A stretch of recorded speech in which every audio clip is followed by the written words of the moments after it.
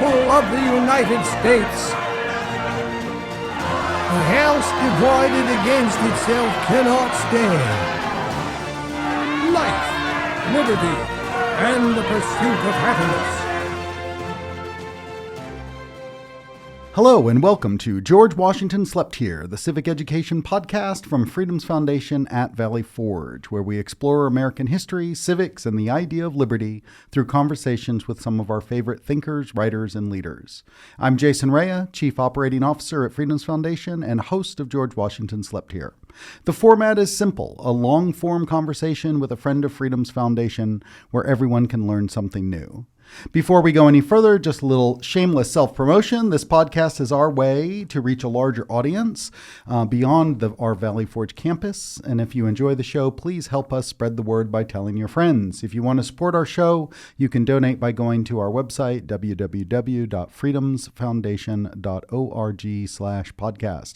We love hearing from listeners, so please email us at gwshpodcast@gmail.com with your comments, questions, and suggestions, and feel free to hit us up on social media. Today's interview is with new president of Philadelphia's Committee of 70, Lauren Cristella. Hello, Lauren.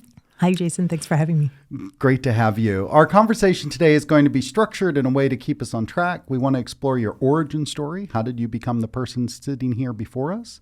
Your current work at the Committee of 70, and that will segue nicely into our discussion about the state of America today. And finally, we always end with a quiz, and lucky for you, you didn't have to prepare. So, Lauren, tell us, where were you born and raised? I was born in Philadelphia, but raised in South Jersey in Williamstown. Okay, excellent. And who are your most important early influences, would you say?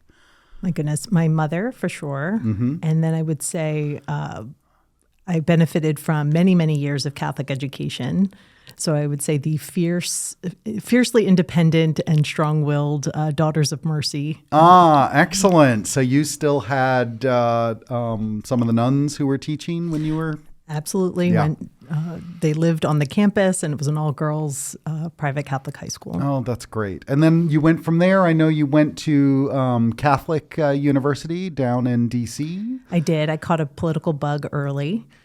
Knew I wanted to be in D.C. for college, so did that. And then when I was at Catholic University, I studied abroad in Rome, and that really set my hair on fire for travel and studying abroad, so that I decided to do my master's degree in ethics, politics, and public policy at the University of Essex in England for about 18 months. So tell us about those experiences. You know, you get into politics, or at least you want to study politics. You're down in D.C. in our capital, but then you wind up in Europe, in Rome, and in England. What did you learn? What did you experience?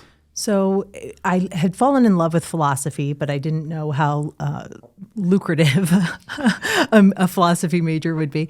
So not that politics just that much better. But just so you know, I was a philosophy major. Love it. So I did love that course of study. So marrying the politics with the philosophy, and found a degree that allowed me to do both and then practically apply it to public policy was a dream. So, but in going abroad, I think I had always been pretty conservative, and I think kind of coming of age, 3 weeks into my freshman year at Catholic University in D.C. was 9/11. So that totally changed my course of study. Sure. In terms of focusing on terrorism studies, I worked with another number of organizations focused on that, and just trying to make sense of the world, really. Right. So then going to Europe in undergraduate and just hearing different perspectives on America from outside of our bubble in D.C. was very interesting to me. And then studying abroad really changed my whole life. It really, the people I met with, the conversations we had, I came back with a very different perspective. It's one thing to be kind of a hawk on certain policies and have a very clear understanding of what I thought public policy should be in our approach to the world. And then to meet in person people who live with the consequences of our policies in many real ways really changed my perspective and set the course for the rest of my career. Sure. Sure. Yeah, I was very lucky to be able to travel fairly early in my life. When I was 16, I did a school trip and we went to Paris by way of London. We flew into London and then took the boat over to Calais and did all of that. But and I've been able to do that many times since. And I came away with two basic impressions, and those were transformative experiences. But one of them was, oh my gosh, how young our country is. When you're, in a castle, I was looking at some graffiti that was older than our nation. I knew that we were sort of the new kids on the block, but also very much how lucky I felt to have been born in this country with this system of government, with this constitution, and the privileges of freedom that come with it, and how that is not the norm everywhere else. And so that was really important to me. Absolutely, and I think I maybe got wrapped up in a little bit of the cynicism about being an American, and there were places where I couldn't. It was better to just keep my mouth shut and work my way through a crowd. But then I came back from graduate school and was applying everywhere. I had a job offer to do archaeology in Rome. And then I got an interview to work at the National Constitution Center. Okay. And our good friends. Absolutely. And as part of preparing for my interview, I went and saw the Freedom Rising show there. Yeah. And it kind of married both versions of myself, the graduate school self and my kind of patriotic past, in a way that said, America is important in the world.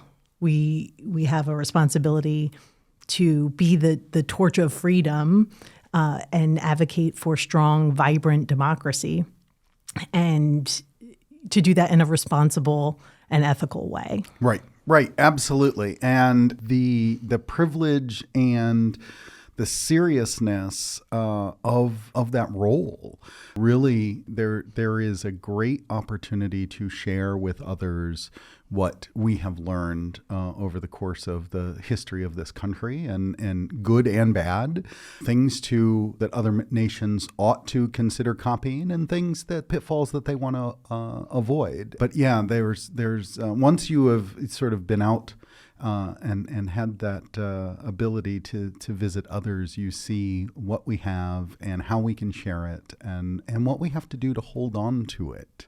And that's always one of the important things that comes up whenever we talk about civic education. So you come back, you work at the National Constitution Center, and eventually you become very involved with the League of Women Voters in Philadelphia. Tell us a little bit about that, because at one point I believe you were president. Yes. Yeah.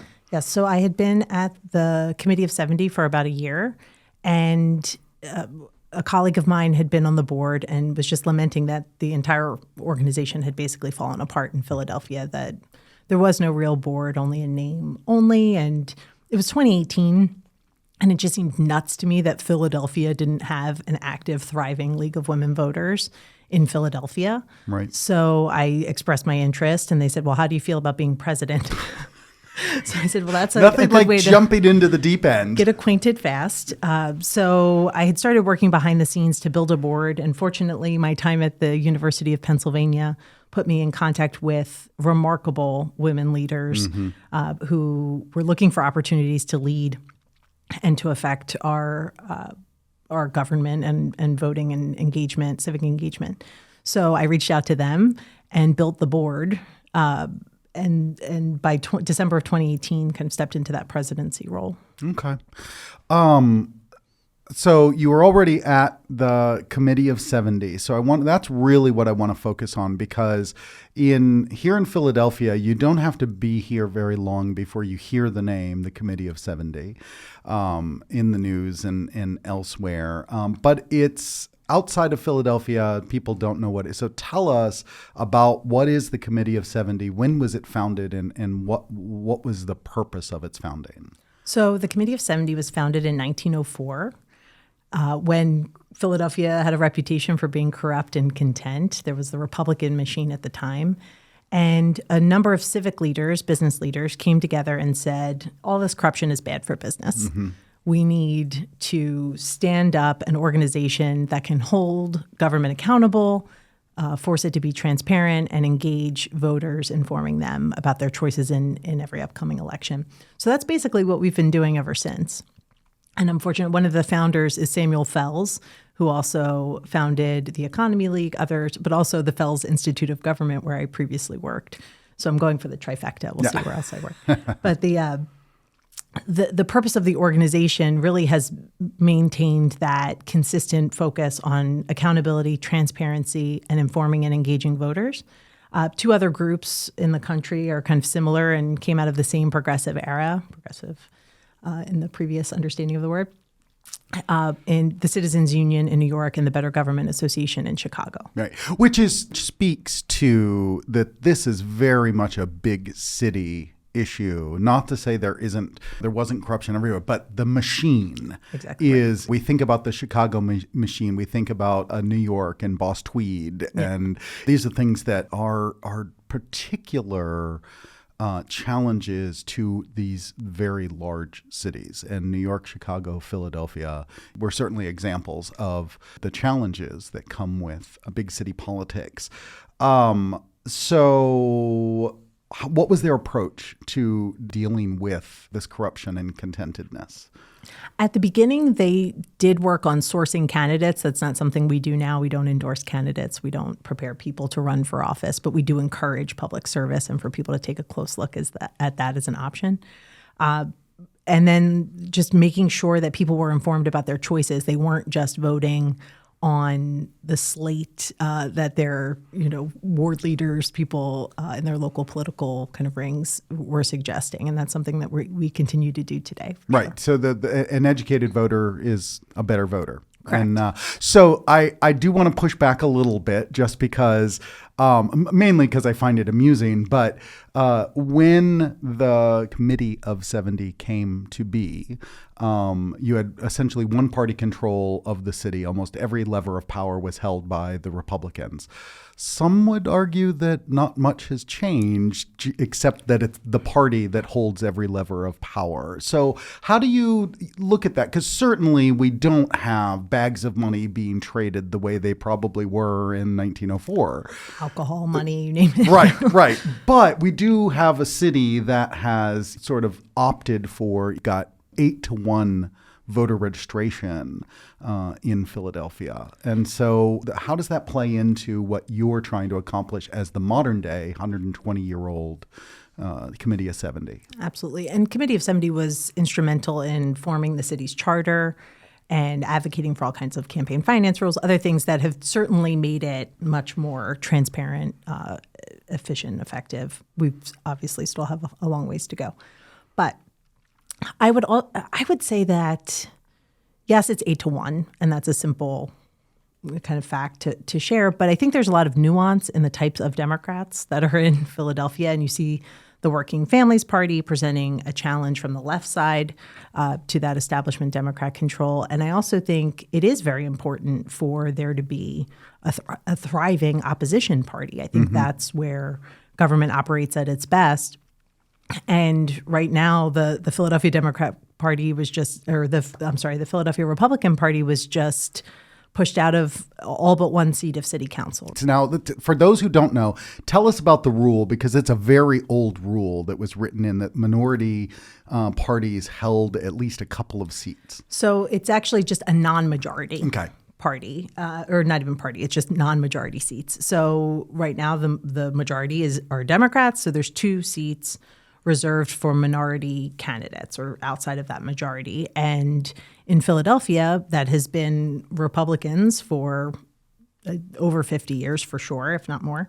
And in the last election 4 years ago, one of those seats went to a member of the Working Families Party, and now the second seat was taken again by the Working Families Party. Right. So that's an interesting little quirk of Philadelphia's city council. And it does make for some would say difficult place to have new ideas because there is that nuance there, but it's all ideas sort of rooted in a particular thing. But these are elected positions. Citizens of Philadelphia get to choose who their mayor is, and we've got a new one about to start in a little over a month, and it's the first woman mayor of Philadelphia, Sherelle Parker. And there seem to be a lot of people who are really interested, even on the opposing side. Absolutely. I think the city's at a real inflection point, and our 100th mayor being our first woman mayor and a Black woman is exciting. And I think it's a moment to be recognized and appreciated for the historic nature of this moment in Philadelphia. And it does feel like not only that historic nature of the election, but the change, that there's a lot of people who are very open to this and the opportunity for something different. She seems to be aligned with the importance of the business community, but also with making sure citizens have what they need from the city. So I know I'm excited about it. I think a lot of people really are, to see what's possible. Absolutely. And I think Sherelle Parker is a graduate of the Fells Institute of Government, where pragmatism and a real sense of possibility is embedded into the program. So I think that we're seeing that in a bit of her policy proposals, and how she's forming her team, and the kind of announcements that we've seen so far are very exciting. Yeah, absolutely. So I want to dig into what it is the Committee of 70 does today. Certainly you are known for about better government, fair elections. That has always from the beginning been what you're about. But there is a lot of voter education from the beginning. But one of the things and I want you to talk about how you do that voter education and outreach today, but also please talk about the poll worker training that you all do, because that seems like a really important element of ensuring that elections are run efficiently and fairly. And so talk about elections in Philadelphia and what the committee is doing. Absolutely. So our voter education and engagement has gone statewide. And we're very excited to also offer the poll worker recruitment and training across the state. We're working with election directors and different groups to help recruit good people, and to also bring some people who are maybe skeptical about how our elections work. They have questions. They're hearing lots of things. There might be conspiracies that they're aware of, and they have doubts. Mm-hmm. So what we say is come in, get a close, upfront look at how our elections work, really experience all the checks and balances that are there, and see for yourself. That's an absolutely great way to allay those fears. And once you see how the system works and how many people would have to keep a very big secret to pull off any kind of serious election fraud, we're hoping that's a good antidote to some of the skepticism we're seeing out there. And it's always, I know when I was teaching, we would say to young people, be part of the solution, not part of the problem. And becoming a poll worker is a great way, one, to understand the system, but it's also to understand our citizenship beyond the terms of, I'm supposed to vote every once in a while, every year, a couple times a year with primaries, whatever that may be. But that citizenship is more than voting. Absolutely. Voting is necessary, but it is not sufficient, right? There's always one more thing each of us could be doing. And poll workers are definitely fulfilling part of that promise, right? They give a lot of time twice a year. It's a very long day. There's trainings that are involved, but they truly understand that they're democracy's essential workers. Our elections do not happen without members of our community stepping up and making sure that their neighbors' voices are heard. Right. I remember when I first started voting, my landlord was a longtime poll worker. And so I would go down, and he was at that point retired. But he knew everybody who walked in. He knew them by sight because he'd been doing this for years, and he would chat with them. And it was this great representation of we the people. Absolutely. And certainly you see lots of retirees, people who have no problem giving up, 13 hours in a day. But we're also really proud of the work we've been doing. There's a fantastic law in Pennsylvania that allows 17-year-olds to serve as poll workers. And about 2 election cycles ago in Philadelphia, we maybe had 24 17-year-olds serving as poll workers. And in this past election, we had close to 500. Yeah.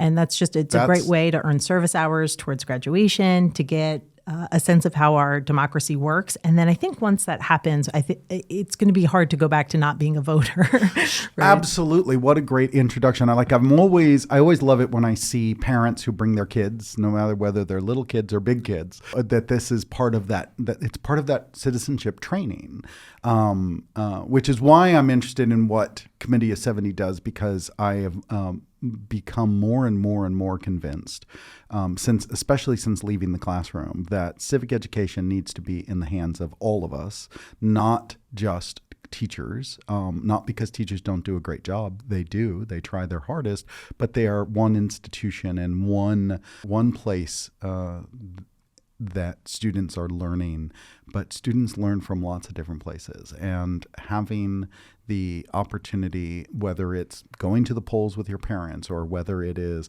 becoming part of a poll worker training with Committee of 70, these are all ways to reinforce the classroom lessons and add to it. It's all about promoting a culture of voting and civic participation. When it's part of the culture, it happens much more seamlessly with not as heavy a lift as it would take. I would say I have probably overcorrected with my own children. And when my 5-year-old was recently asked what she wanted to be when she grows up, she said, "I'm going to vote. I'll be a voter." I said, "That's great, but that is twice a year, friend." I love it. What else are we doing here? She's got her priorities. So, one of the things we hear from young people all the time is, why should I bother to vote? I'm one vote. One vote doesn't matter. And I was talking with somebody recently who had won an election by 29 votes out of 51,000 cast. And it's like, I guess every one of those votes really did matter. But Committee of 70 is doing civic education K through 16, elementary, middle, high school, and college.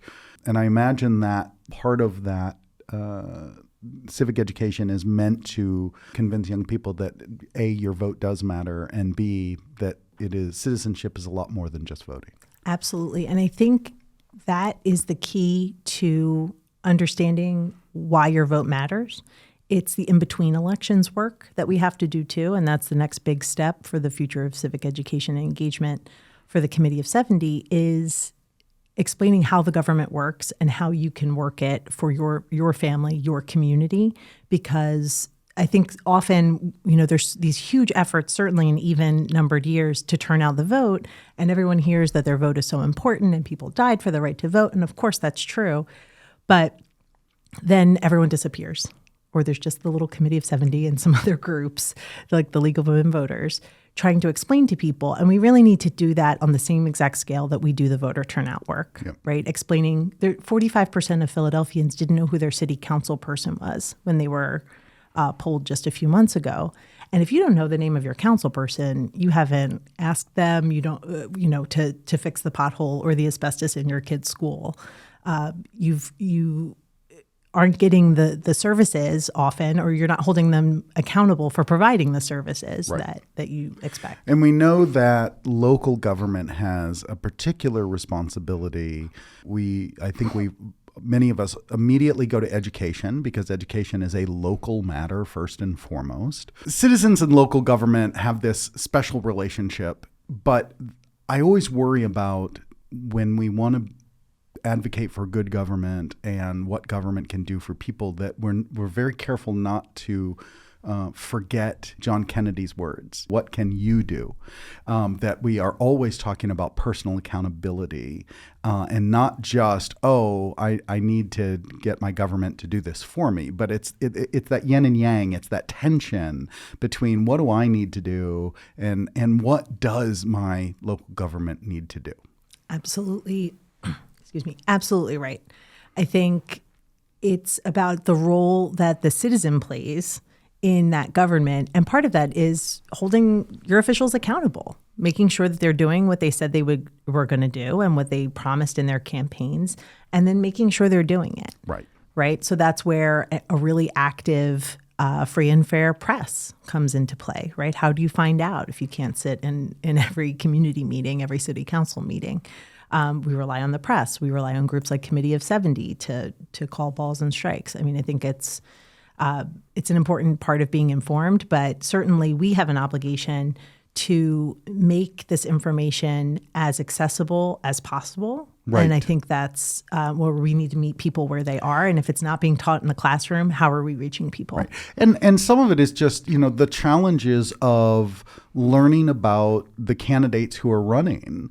We just had an election not very long ago, and I was struggling to find out information about the judges up for retention or the register of wills. I'm not quite sure even what their role is, but I know they're on my ballot, and so I need to figure out what one person is saying. And it's not easy. It really does require voters, if they truly want to be informed, to do a lot more. So how can groups like Committee of 70 help that process? How can voters help themselves? Well, from the Committee of 70 perspective, we try to make it as easy as possible and as fun as possible. You make it easy, you make it fun, you can engage voters, and turnout will go up. It's kind of a guaranteed thing.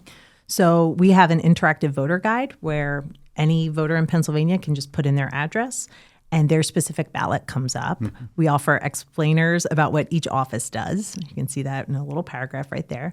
And then you can do that research on each of the candidates. Mm-hmm. And for the judges, which is so hard to kind of suss out what they believe, and certainly even on the retention judges, they don't even put, the party that they, ran in their first election, right? So those endorsements by the bar associations are very important. The bar associations do fantastic work for months and months investigating each of the candidates. So we make sure that their recommendations are very prominent in that voter guide. And then connect people with all the candidates' social media, their websites, so that you can do a little digging yourself and then save your picks. And if you have friends and family who share your values but might not be interested in doing that amount of work, you can also share your picks via email or take a screenshot, whatever works for you. Right. That's great. It's great that you've gone the entire Commonwealth, because it really is. There isn't a Committee of 70 in your town. Then what do you do? Well, the fact that you all are doing this, and we definitely want to help get the word out, because I think that is a true service to voters, to be able to find those candidates election after election. Hear about on the local news all the people running for the Democratic primary in Philadelphia's mayoral election. That doesn't help me in Pottstown. So, the other thing that you all do, is some advocacy work on some specific policies, and I want to just run through a couple of these. And first, I'm interested in how the committee sort of settles on, this is a policy we think will make a difference and we're going to advocate for. Because there are lots of ideas out there. So what's that process like? So it starts with a very clear and well understood sense of our mission. And that is to make sure that this government of ours, this democracy, runs with as much representation as possible and efficiently, effectively, and that citizens can hold their government accountable. So you're not going to see Committee of 70 take positions on half as many things as the League of Women Voters does, right? Our portfolio is limited to those rules of the game. Mm-hmm. So we start from there. The board understands that, and certainly the staff does. So then we do an environmental scan. What are the most pressing issues? Right now, mail-in ballots and some of these technicalities that disqualify so many votes every election, since certainly since 2020, when universal vote by mail really came into full effect. That's a huge priority for us. That's thousands of votes every election getting tossed out because they used their birth date on the outside of the envelope instead of the date they signed it, or they forgot the secrecy envelope inside the mailing envelope, things that really shouldn't invalidate their vote. So, absolutely. I hear what you're saying. I think there are those who are sort of more rules-oriented people who would say, if you can't follow these simple rules, then maybe that's just the way it is. And then there are others who are saying, listen, that this is so important that is there a way to simplify it, especially when you're talking about something that people are doing once, maybe twice a year at the very most? And so is there a way to make it clearer and so that people can vote? And I think it goes to, does this call into question the voter's intent or whether or not they're an eligible voter? Right. And I think if it's really not touching those two things, then this is a technicality that in any kind of normal political climate, laws are written, there's unintended consequences or things that were overlooked. You go back, you do an amendment, you correct those things. But now anything with the election code is so fraught. There's such a hesitancy. Right, because there are those who are out there, and I think many of them legitimately concerned that is there an opportunity for fraud? And question, I think, at its first and foremost needs to be, does this prevent that in any meaningful way? Right. Or not? And because there ought to be ways to protect against fraud. I think everybody agrees on that. The question is, what are those ways? And are they so oppressive that they prevent people from voting? Or are they so lax that they can be overcome and fraud can take place? Absolutely right. So a couple of the policies I want to get at, because I find them fascinating. They are part of at least a political zeitgeist at the moment, that you hear them all over the place. If you're a political junkie, I'm sure there are lots of people who are like, I have never heard of this before, and that's perfectly okay. But tell me about open primaries, because this is a big deal in Pennsylvania. We are a closed primary system where you have to be a registered Democrat to vote in the Democratic primary. You have to be a registered Republican. And are we a majority unaligned in Pennsylvania, or nearly so? No, we have 1.1 million unaffiliated voters, registered either third party or independent. But so tell us about open primaries. How would that work? And how is it a solution and to what problem? So right now what we're seeing is that, one, independent voters are paying for primaries that they can't vote in, right? Even though these are party elections, technically, the primaries, our tax dollars, everyone's tax dollars, go to support them. So one, there's a taxation without representation case to be made.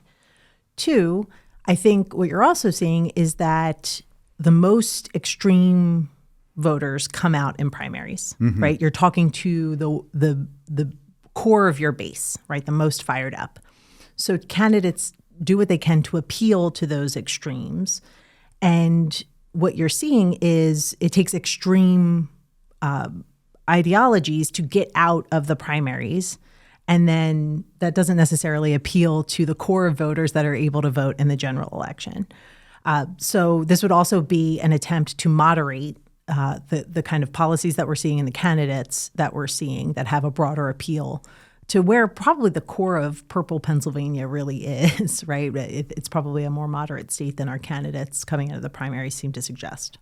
So that makes a lot of sense. Particularly, I had not thought about it in terms of taxpayers are funding these primaries, and many cannot participate. So then the question becomes, I get the desire for moderating influence, but how does this not just become an opportunity for a party that has selected their candidate to overly influence the other party and the candidates they're allowed? Let's be honest, if you want to have fun and games, you go vote for the most radical candidate in the other party so that your team can beat them come November. That is a risk that we've heard, and we just don't see that playing out across the country. Other places vote like this, right, where you pick the slate of candidates you want to vote on. It's not race by race. It's not like I want to vote in the Republican primary for president and the Democrat for treasurer, and right, you're picking a slate. So you say this primary season, I want to vote in the Democratic. And so you get all of those candidates, and then you get to choose, but you don't then get to choose some Republicans. And And basically, you could do that 15 days before Right. if you wanted to be that kind of, voting in the other party's primary to throw off who they're picking. I lived in Massachusetts. I knew plenty of people who became Democrats just to vote against the Kennedys and then went back to being Republicans. Right. So, I mean, but they did it within the bounds of registration. Right. And in Pennsylvania, that's 15 days before, Yeah. right? Yeah. Up until 15 days before the election. So this would be basically just picking the slate of candidates you want to vote on when you arrive at your polling place. Right. So instead of doing it 2 weeks before, you're doing it day of. Okay. Ranked choice voting. This is one we hear a lot about. I think the younger you are, the more interesting this sounds. I think lots of folks like me don't understand it at all. But so tell us about ranked choice voting. There's a few different ways it works, but basically, for instance, in the crowded primary field that we had in Philadelphia for this mayoral race, there were several top candidates and no clear front runner. I think, their positions in a lot of ways were similar. It was really just a question of approach and constituency, right, who they were going to be able to rally to the polls. So in ranked choice voting, you would get the list of candidates, and then you pick your preference, right? You rank them 1, 2, 3, 4, 5. You can choose to just vote for one, basically bullet voting. And then there's instant runoffs that happen after that. So it's not like in other states, some of them have where then the top two go and have a runoff election. So you have to bring everyone back to the polls. This would basically happen so that if your candidate was eliminated, didn't get the most votes, their votes, the bottom person in that list, their votes would be reallocated and your second choice, right? And then that keeps going until someone gets over 50% of the vote.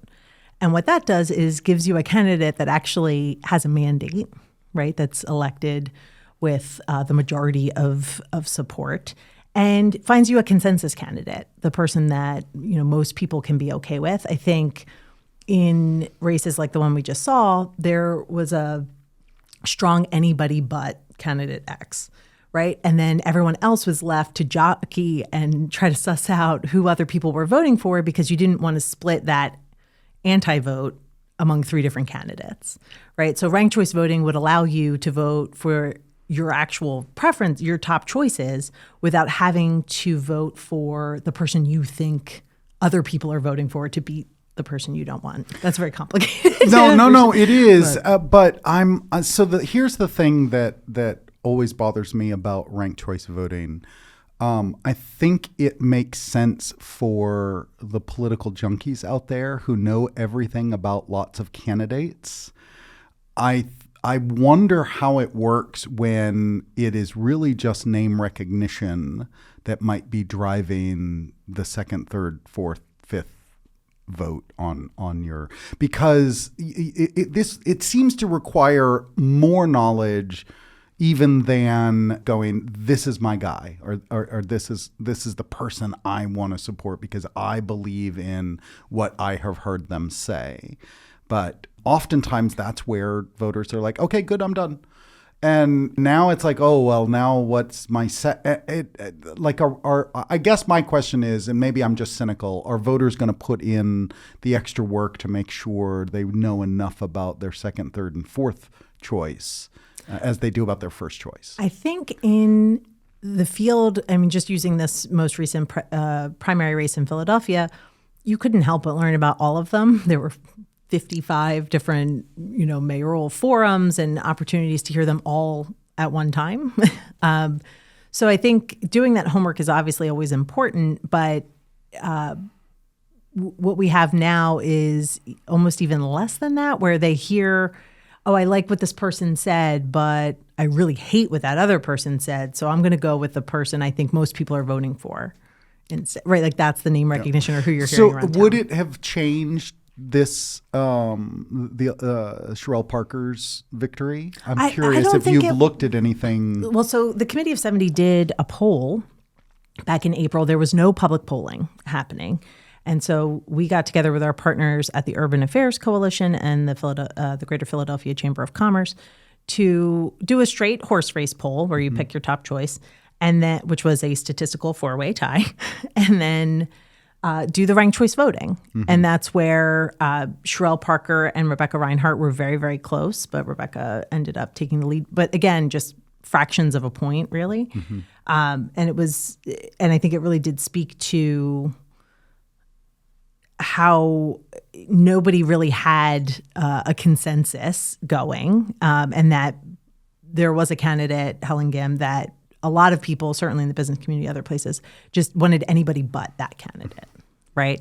And this allowed that consensus to show itself a little bit. I mean, I think that's what we saw there. In Philadelphia, it looks like it might be possible to do approval voting, which is similar to ranked choice voting, but you don't rank them. You just choose all of the people you're okay with. And then the person with the most votes wins, right? Just like any other election. And the way our charter's written, there's a legal possibility that we could do that maybe for the mayor's race. So we're currently investigating that. As far as ranked choice voting at the state level, that seems like a 10-year plan, a wish list plan. Yeah, and I guess there are things that make more sense at a local level than maybe they do at a state or a federal election level. And one of the great things about our system is we allow states and we allow cities to work with these experiments. And then we can look at the results and say, is that something that's interesting? Is that something we want to pursue? Or no, we really don't like how that worked and we're not going to make that, because we aren't a single system of elections. Absolutely. And that's part of the strength of our system too, right? It makes it that much more difficult to hack or to influence fraud or anything else that might come out. So our diversity there is also a strength. And then we can look at places like New York City, who just, had their first experiment with ranked choice voting, and Chicago has runoffs, and we can look around and see if somebody's doing it better, and we want to model that here. Right. And I know, the early voting, Utah's been doing early voting for over a decade, and they've worked out all the bugs. And it's one of those things that it's like, oh, well, why don't we look at those who have been doing this, if this is something our state wants to do, and what lessons can we learn, and how can we implement it sort of further along the learning curve, than if we just, sort of started from scratch and tried to make it up. Even looking at Florida and the improvements they made after the 2000 election to their vote by mail and other systems, I would kill for some of those improvements here. So one more, and that has to do with, and maybe this is more of an educational program and less of it's a bit of a policy choice, but is gerrymandering and draw the lines. Tell us about draw the lines, because this question of gerrymandering, having lived in a district when I was in Boston that started in Cape Cod and made its way all the way north of the city of Boston somehow. This is an interesting question, and it has gotten just more heated in the last 5 or so years with a number of court decisions that have come down. And tell us about what you all have been doing with gerrymandering. So since about 2017, we started a program to educate students as well as adults on the process of drawing electoral maps and all the different ways that can be rigged in favor of one party or the other, who's ever basically in control of that pen, that map making. So that could be consolidating voters, splitting them up so their representation is really limited, basically where the elected representatives pick their voters for their next election. It's a way that protects incumbency and can certainly be drawn to give one party a disproportionate amount of power that's not really representative of the whole will of the people. So we've been doing a ton of educational work. We actually took the software that map makers use to do this, and we made it accessible to every person in Pennsylvania. Anyone could sit down and draw a map.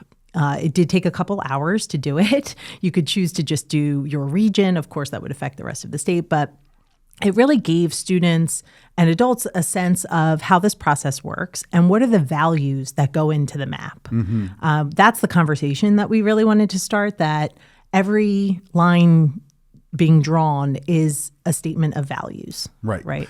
And if you do it in a way that is purely geographic and doesn't pay attention to any other factors, I'm not sure you get to a better place than these very sort of ridiculous.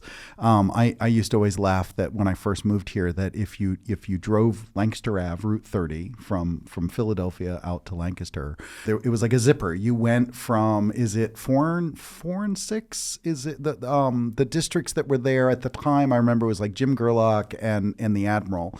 Sustac. And you would literally, almost at stoplights, you would change districts as you drove on the same road. And it was just very odd.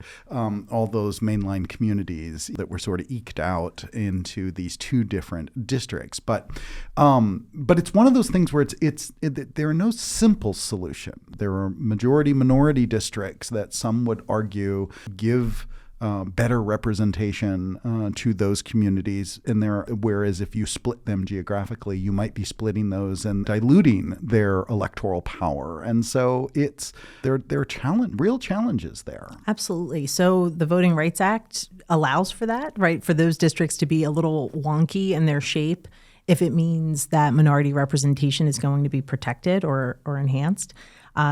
But at the same time, you can use that to say, we're going to create one majority district in order to protect these other districts over here. Absolutely right. And that's where this is a human process, right? And we need checks and balances on that, right? So that's why we thought a bipartisan commission with a nonpartisan leader would be a good way to go about drawing those maps. Is there such a thing?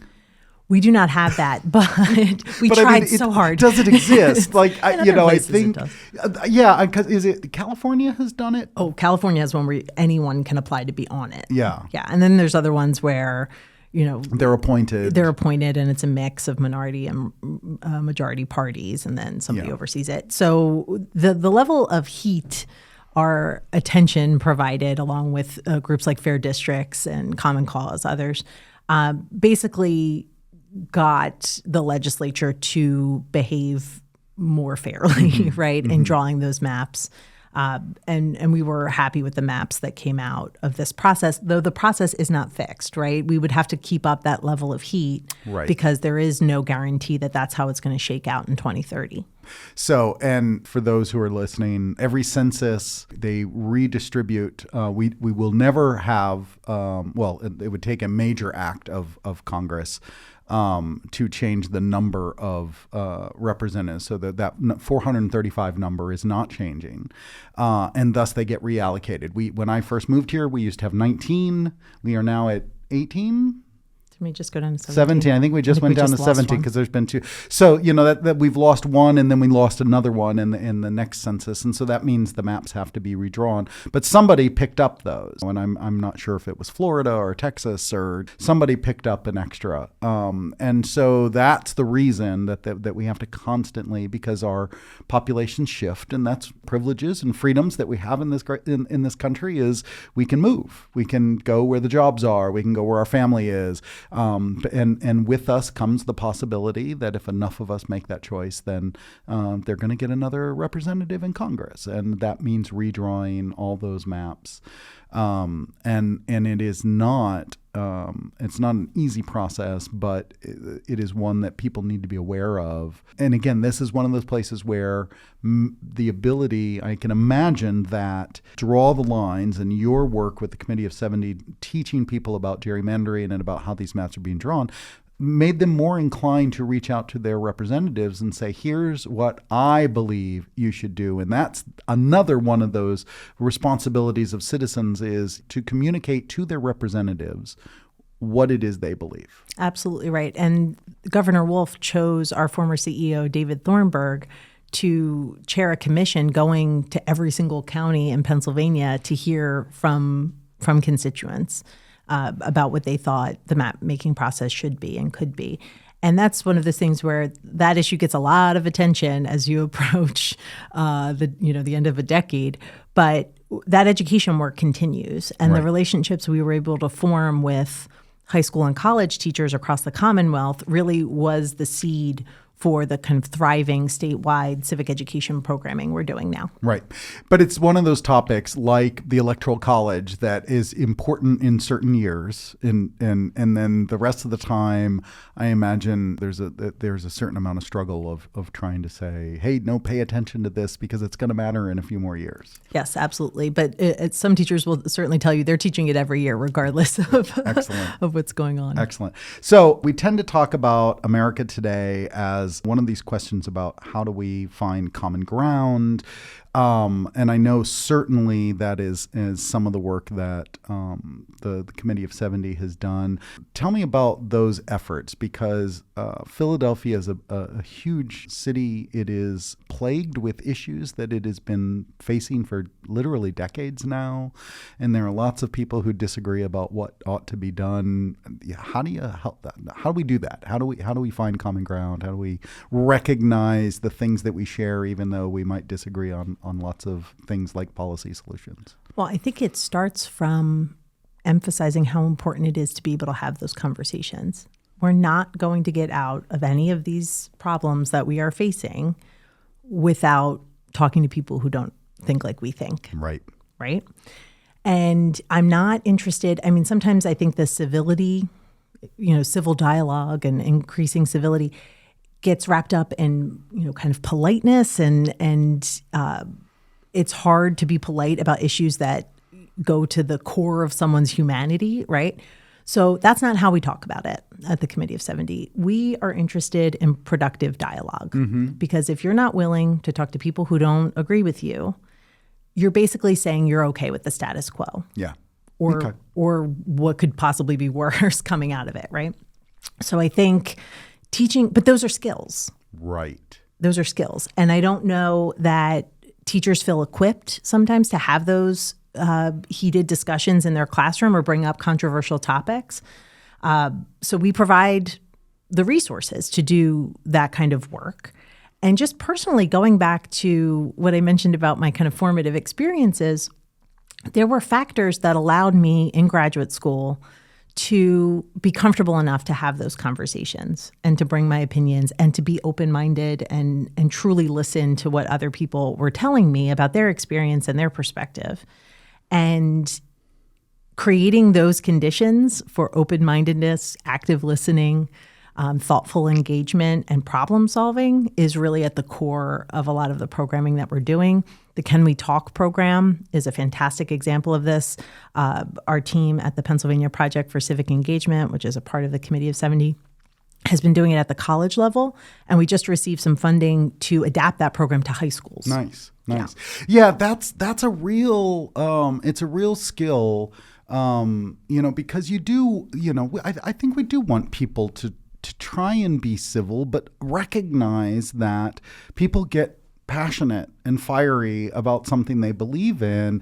And that doesn't mean they're personally attacking you. They might be attacking your ideas, but we need to teach people how to separate those, that I am not my ideas and that my ideas can do battle with your ideas, but we can still be friends. Like but that's complex, and that's sometimes asking a lot. And where we've tied up, I think, either ideological purity or strict adherence to a set of values and principles and policies that don't leave any room for compromise.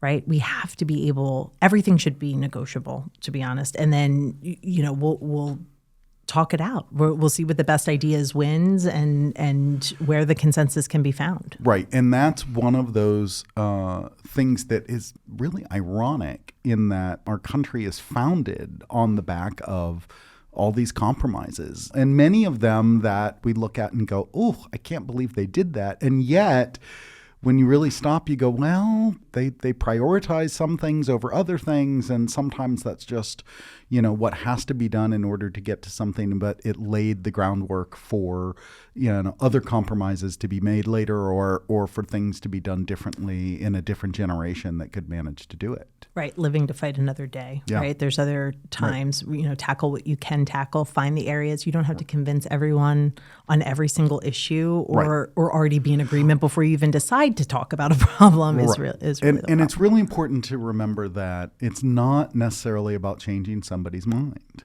Their principles may make it impossible for them to change their mind. And so then what do you do? And being able to offer the grace that says, okay, we're not going to come to agreement on this, and that is okay. And everything is not a solution waiting to be found. Absolutely agree. Absolutely agree. And that's hard for a lot of people to hear. I do think continuing to look to find those areas where you can find agreement, and then also just keeping in mind everyone's humanity. Yes. I think when we start othering and using extreme language or dehumanizing language, things just break apart from there. So starting with those skills and keeping people aware of those concepts as they're engaging in sometimes very passionate discussion is also a value, right? We might not solve the problem, but if we can keep it to the point where we're lowering the temperature on some of this discourse, I think that's a service too. Right. And I think about some of my favorite people, my friends that I love fighting with. I think the reason it has worked for all these many years is because there are those moments where we can say, you're right. You're right. And that is important to these kinds of conversations, to be able to admit when somebody else has a good idea or, thought of something in a way that you didn't, and go, yeah, that makes sense. And I think that there is something important to remember too about when I think about the conditions that enabled that kind of conversation when I was in graduate school. I felt safe. I didn't think anything about my personal safety or people I represent and their safety would ever be compromised by having those open dialogues. I went in thinking that I could learn something, and I was eager to share what I know or what I thought I knew. And creating those conditions is really important, because I think when people don't feel safe, right, that's a huge problem, and we have to create those conditions, but also recognize the vulnerability people are coming with is so important too. Absolutely. And knowing that just because you disagree with somebody doesn't make them your enemy. It just means it's somebody you disagree with. Yep. Yeah. Okay. This has been terrific. We have a quiz. We're going to wrap things up.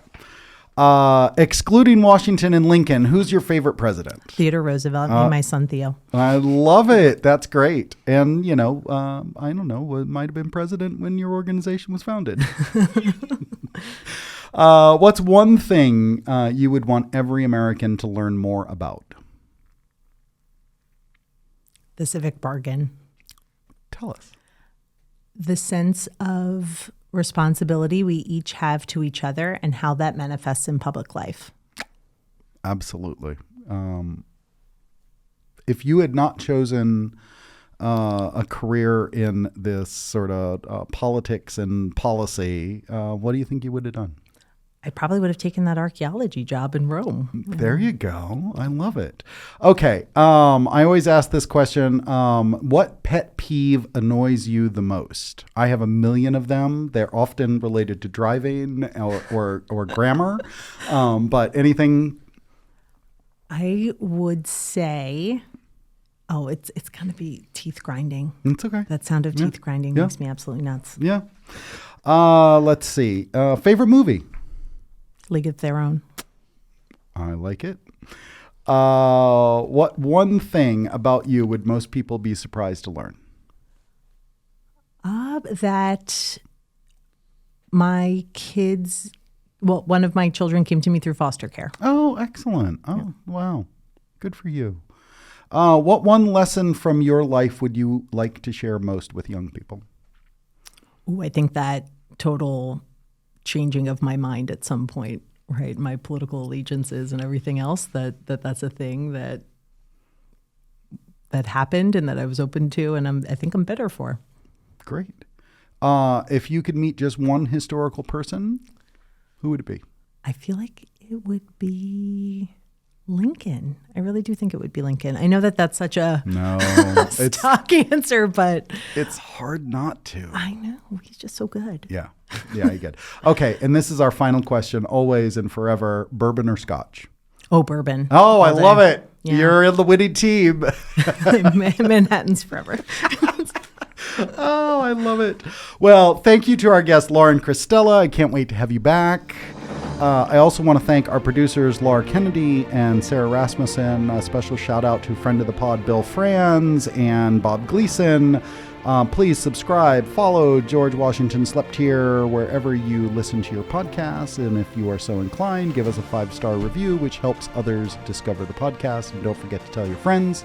To learn more about Freedom's Foundation at Valley Forge, go to freedomsfoundation.org. Check out our social media at FFVF on, X, once known as Twitter, on Facebook at Freedom's Foundation, or email us at gwshpodcast@gmail.com with comments, questions, or suggestions. Talk to you next time.